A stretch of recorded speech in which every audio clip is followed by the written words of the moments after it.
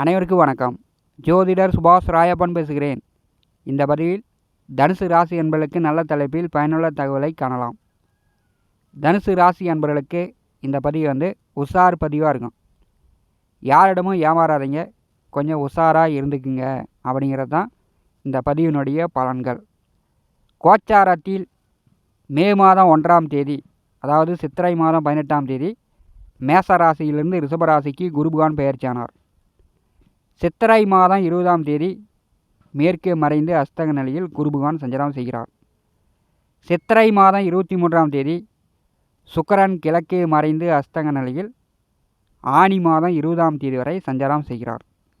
இந்த கால நேரத்தில் ராகு புதனுடைய நட்சத்திரமான ரேவதி நட்சத்திரம் 1ஆம் பாதத்தில் சஞ்சாரம் செய்கிறார். ராசி கட்டத்தில் மீன ராசியிலும் நவாம்ச கட்டத்தில் தனுசு ராசியிலும் ராகு பகவான் ஒரு 2 மாத காலம் சித்திரை 23 முதல் ஆனி மாதம் 23ஆம் தேதி வரை சஞ்சாரம் செய்ய போகிறார். இந்த கோச்சார கிரக நகர்வுகளை வைத்து தனுசு ராசி என்பவர்களுக்கு பொது பலனாக பலன்கள் காணலாம். குரு பகவான் அஸ்தங்கம் அடைந்தால் நிலபுல சொத்துக்கள் வாங்குவது விற்பது போன்ற விஷயங்களில் கொஞ்சம் கவனமாக இருக்கணும். பண விஷயங்களில் கொஞ்சம் கவனமாக இருக்கணும். தனுசு ராசிக்கு 4ஆம் வீட்டிற்கு அதிபதியான குரு அஸ்தங்கம் அடையும் போது படிப்பு விஷயங்களில் கவனமாக இருக்கணும். இப்போ +2 முடித்து அடுத்து என்ன டிகிரி படிக்கலாம் அப்படின்னு இந்த படிப்பு விஷயங்களில் கவனமாக இருக்கணும். அதே மாதிரி சாப்பாடு உணவு விஷயங்களில் கவனமாக இருக்கணும். இப்போ இருக்கின்ற காலகட்டங்களில் பிரியாணி அதிகம் சாப்பிடும்போது மஞ்சக்காமாலை உடனே வந்து விடுகிறது. தனுசு ராசிக்கு 6ஆவது வீட்டிலே ராசி அதிபதி குரு பகவான் சஞ்சாரம் செய்யும்போது எதிர்வரக்கூடிய ஓராண்டு காலம் நீங்கள் பிராய்லர் கோழியை தவிர்ப்பது நல்லது. அதிகமாக கோழிக்கறியை விரும்பி சாப்பிட்டிங்கன்னா மஞ்சக்காமாலை வருவதற்கான வாய்ப்புண்டு. வயிறு சார்ந்த குடல் சார்ந்த பிரச்சனைகள் ஏற்படும். உணவு விஷயங்களில் தனுசு ராசி என்பவர்கள் மிக மிக கவனமாக இருக்க வேண்டும். சித்திரை மாதம் 23ஆம் தேதி முதல் தனுசு ராசிக்கு 6க்கும் 11ஆம் வீட்டிற்கும் அதிபதியான சுக்கிரன் கிழக்கே அஸ்தங்க நிலையில் சஞ்சாரம் செய்கிறார். பெரும்பாலும் 6ஆம் வீட்டின் அதிபதி அஸ்தங்கம் அடையும் போது தனுசு ராசி என்பவர்களுக்கு பயமில்லை. ஒரு சிறப்பான காலகட்டம் தான். பகை ஒடுங்கும், நோய் அகலும். சுக்கிர பகவான் அஸ்தங்க நிலையில் சஞ்சாரம் செய்யும்போது மழை நன்றாக பொழியும். விவசாயிகள் உழவார பணியை தொடங்கலாம். வேலை தொழில் அவரவர் செய்து கொண்டிருக்கக்கூடிய வேலை தொழில் நன்றாகவே போகும்.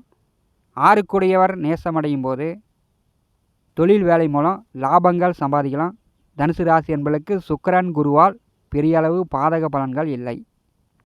இப்போ தனுசு ராசி அன்பர்களுக்கு எதிர்வரக்கூடிய ஒரு 2 மாத காலம் ராகு பகவானால் உங்களுக்கு தொந்தரவுகள் வருகிறது. நீங்கள் குறை கண்டால் பகை வளரும். சகினி விளையாட்டை ராகு பகவான் தனுசு ராசி அன்பர்களுக்கு ஆடப்போகிறார். கோச்சாரத்திலே 4ஆவது வீட்டிலே ராகு பகவான் சஞ்சாரம் செய்து கொண்டிருக்கிறார். செப்டம்பர் மாதம் முதல் ராசிக்கு 4ஆவது வீட்டிலே புதனுடைய ரேவதி நட்சத்திரமான 4ஆம் பாதத்திலிருந்து மெல்ல மெல்ல நகர்ந்து சித்திரை மாதம் 23ஆம் தேதி ரேவதி நட்சத்திரம் 1ஆம் பாதத்தில் சஞ்சாரம் செய்கிறார். தனுசு ராசிக்கு 4ஆவது வீடு மீனராசி.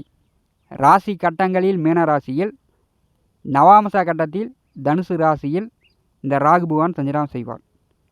அதாவது ஜென்ம ராசியில் ஜென்ம ராகு உங்களுக்கு வருவது போல். பெரும்பாலும் புதனுடைய நட்சத்திரத்தில் 1ஆம் பாதத்தில் எந்த கிரகம் சஞ்சாரம் செய்தாலும் நவாம்ச கட்டத்தில் தனுசு ராசியில் அந்த கிரகம் அமர்ந்திருக்கும். எதிர்வரக்கூடிய ஒரு 2 மாத காலம் இந்த ராகு உங்களுக்கு சகினி விளையாட்டை ஆரம்பிக்க போகிறார். சகினி விளையாட்டு என்பது மகாபாரத கதை எல்லோருமே அறிந்தது தான். மகாபாரத போருக்கே ஒரு முக்கியமாக இந்த சகினி விளையாட்டு ஆரம்பித்து விட்டது. ராசி கட்டத்தில் சுகஸ்தானமான 4ஆம் வீட்டிலே ராகு பகவான் சஞ்சாரம் செய்யும்போது தனுசு ராசி அன்பர்கள் உங்களுக்கு நிறை என்று பார்த்தால் வெளியூர் வெளியிடம் வெளிநாட்டில் தங்கி வேலை பார்க்கக்கூடியவர்கள் அல்லது வெளிநாட்டில் வர்த்தகம் பண்ணக்கூடியவர்கள், வெளிநாட்டில் தொழில் நடக்குது, நான் இங்கேருந்து கணக்கு வழக்கு பார்க்குறேன் அப்படின்னு சொல்லக்கூடியவர்களுக்கெல்லாம் பிரம்மாண்டமாக பெரிய அளவு பொருளாதார நிலை, பண வரத்து, வசதி வாய்ப்புகள் தனுசு ராசி அன்பர்களுக்கு உயரும். தனுசு ராசிக்காரர்கள் உள்ளூரில் இருந்து உங்களுடைய வர்த்தகம், உங்களுடைய வேலை, உங்களுடைய தொழில் வெளிநாட்டில் நடக்கும்போது, வெளியூரில் நடக்கும்போது, வெளி மாநிலங்களில் நடக்கும்போது உங்களுக்கு அபரிவிதமாக பிரம்மாண்டமாக இந்த ராகு பகவான் கட்டுக்கட்டாக பொருளாதார நிலையை உயர்த்த போகிறார். இதில் எந்த குறைபாடும் உங்களுக்கு இல்லை. அதே மாதிரி உள்ளூரிலேயே தொழில் செய்யக்கூடியவர்கள், வேலை செய்யக்கூடியவர்கள் அவர்கள்லாம் கொஞ்சம் பக்கத்து காடு, பக்கத்து நிலம், தொழில் செய்யக்கூடிய இடத்தில், வேலை செய்யக்கூடிய இடத்தில் கொஞ்சம் சக பணியாளர்களிடம், சக தொழிலாளர்களிடம் கொஞ்சம் கவனமாக இருப்பது தனுசு ராசி அன்பர்களுக்கு நல்லது. புதன் தனுசு ராசிக்கு 7ஆம் வீட்டிற்கும் 10ஆம் வீட்டிற்கும் அதிபதியானவர். சுய புத்தியால், சுய அறிவால் ஏமாற்றம் அடைவதற்கான வாய்ப்புண்டு. தனுசு ராசிக்கு 7ஆம் இடம் என்பது நண்பர்கள், உறவினர்கள், கலத்திரம், உங்களுக்கு கணவரோ மனைவியோ அங்கே 7ஆம் வீட்டிலிருந்து தான் வருகிறது. எதிர்வரக்கூடிய ஒரு 2 மாத காலம் நண்பர்களிடம், உறவினர்களிடம் கொஞ்சம் கவனமாக இருக்கணும். அதே மாதிரி திருமணம் ஆனவர்கள் உங்கள் கணவரையோ உங்கள் மனைவியோ குறை கண்டுபிடிச்சிக்கிட்டே இருக்கக்கூடாது. அவர்களை சாப்பாட்டில் உப்பு இல்லைனாலும் சரி, மிளகா இல்லைனாலும் சரி, ஏதாவது ஒன்று குறை சொல்லிக்கிட்டே இருப்பது. எதிர்வரக்கூடிய ஒரு 2 மாத காலம் உங்கள் கணவரையோ உங்கள் மனைவியோ குறை சொல்லாமல் இருங்க. ஏன்னா குறை எதிர்வரக்கூடிய ஒரு 2 மாத காலம் தனுசு ராசி அன்பர்கள் அதிக அளவு குறை ஏற்படுவதற்கான வாய்ப்புண்டு. தனுசு ராசிக்கு 4ஆவது வீட்டிலே ராகு பகவான் சஞ்சாரம் செய்யும்போது எதிர்வரக்கூடிய 2 மாத காலம் தனுசு ராசி அன்பர்களுக்கு சுய ஒழுக்க கட்டுப்பாடு வேண்டும். தகாத கெட்ட பழக்க வழக்கங்கள் இல்லாமல் பார்த்து கொள்வது நல்லது. அதே மாதிரி போதை பழக்கத்திற்கு ஆளானீங்களாலும் உங்களை அதிலிருந்து மீண்டு கொண்டு வர முடியாது. எதிர்வரக்கூடிய ஒரு 2 மாதம் மட்டும் நீங்கள் உஷாராக இருக்கணும். அதே மாதிரி இப்போ வேலை விஷயமா, தொழில் விஷயமா இந்த வேலை செய்யலாம், இந்த தொழில் தொடங்கலாம், இதை பண்ணலாம் அப்படின்னு உங்களுக்கு 3ஆம் தரப்பட்ட நபர்கள் இந்த கம்பெனியில் பணம் போடுங்க, நம்மக்கிட்ட பணத்தை போடுங்க, உங்களுக்கு ரெட்டிப்பாக தரேன் அப்படின்னு அறிவால், புத்திசாலித்தனத்தால் தனுசு ராசிக்காரர்களை ஏமாற்றுவதற்கான வாய்ப்புகள் உண்டு. புதன் என்றாலே புத்தி வழியில் ஏமாற்றிவிடும். எவ்வளவுதான் அறிவாளியாக இருந்தாலும், எவ்வளவுதான் கட்டுப்பாடாக இருந்தாலும் இந்த புதன் ஏமாற்றிவிடும். தனுசு ராசி அன்பர்கள் உங்களுடைய ராசிக்கு 4ஆம் வீட்டில் ராகு பகவான் சஞ்சாரம் செய்யும்போது சுய ஒழுக்க கட்டுப்பாடு வேண்டும். குடும்ப நபர்களை தவிர மற்றவர்களை நம்பாதீர்கள். பணமோ, பொருளோ, நகையோ, வீடோ, மனையோ, நிலமோ, வண்டியோ, வாகனமோ இதில் ஏதாவது ஒன்று ஏமாறுவதற்கான, விரயம் ஏற்படுவதற்கான வாய்ப்புகள் கோச்சார கிரக சஞ்சார நிலைகள் காட்டுகிறது. வைகாசி மாதம் தனுசு ராசிக்கு 6ஆவது வீட்டிலே சூரிய பகவான் சஞ்சாரம் செய்யும்போது பெரும்பாலும் தந்தையால், தந்தை வழி உறவுகளால் உங்களுக்கு ஆதாயம் உண்டு. கோச்சாரத்திலே 6ஆவது வீட்டிலே சூரிய பகவான் சஞ்சாரம் செய்யும்போது நினைச்ச காரியங்களை சாதிக்கலாம். 6ஆம் வீட்டில் சூரிய பகவான் வரும்போது பண வரத்து அதிகமாக இருக்கும். அரசு வேலை, அரசியலில் இருக்கக்கூடியவர்களுக்கு நல்ல மாற்றங்கள், பதவி உயர்வு, கூடுதல் சம்பளம் எதிர்பார்க்கலாம். அதே மாதிரி அரசு வேலைக்கு முயற்சி செய்யக்கூடியவர்கள் இந்த வைகாசி மாதம் அரசு வேலைக்கு முயற்சி செய்யலாம். அது மத்திய அரசு பணியாக இருந்துச்சுன்னா உங்களுக்கு இன்னும் கொஞ்சம் பெட்டராக இருக்கும். மத்திய அரசு பணிக்கு முயற்சி செய்யக்கூடியவர்கள் இந்த வைகாசி மாதம் முயற்சி செய்யலாம்.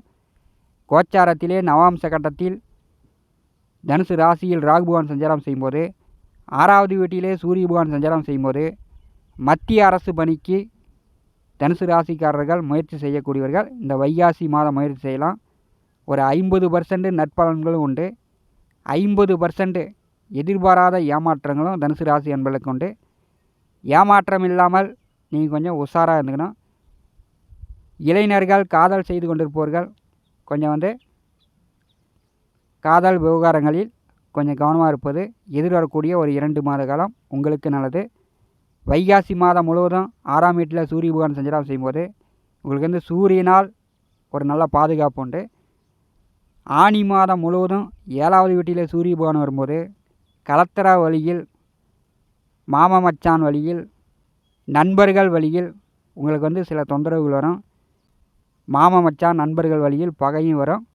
கெட்ட கனவுகள், அமானுஷ்யங்கள், மந்திரம் செய்வன போன்ற கெட்ட அமானுஷ்யங்கள் அல்லது விஷப்பூச்சி, நோய் தொற்றுகள், இந்த மாதிரியான புதனுடைய நட்சத்திரத்தில் ராகு பகவான் சஞ்சாரம் செய்யும்போது தனுசு ராசி என்பதற்கு எதிர்வரக்கூடிய ஒரு 2 மாத காலம் கை கால் நடுக்கம், நரம்பு தளர்ச்சி, இந்த மாதிரி ஏதோ ஒரு வழியில் உங்களுக்கு தொந்தரவுகள் தரக்கூடிய அமைப்பாக இருக்கிறது. ராகு என்றாலே சகினி. சகினி விளையாட்டை ஆரம்பித்தால் தனுசு ராசி என்பர்கள் கொஞ்சம் கவனமாக இருப்பது நல்லது. இந்த காணொலியை பற்றி உங்களுடைய மனன கருத்துக்களை நம்முடைய கமெண்ட் பாக்ஸில் பதிவு செய்யுங்கள். நம்முடைய T70 ஸ்டுடியோ யூடியூப் சேனலை பார்த்து கொண்டிருக்கக்கூடிய அன்பர்கள், இதுவரை சப்ஸ்கிரைப் செய்யாத அன்பர்கள் மறக்காமல் நம்முடைய சேனலை சப்ஸ்கிரைப் செய்து கூட இருக்கின்ற ஆல் பட்டனை அழுத்திங்க. தினந்தோறும் நம்முடைய சேனலில் ஜோதிட பலன்கள் பதிவிடப்படும். உடனுக்குடன் பார்த்து பயன்பெறுங்கள். நன்றி, வணக்கம்.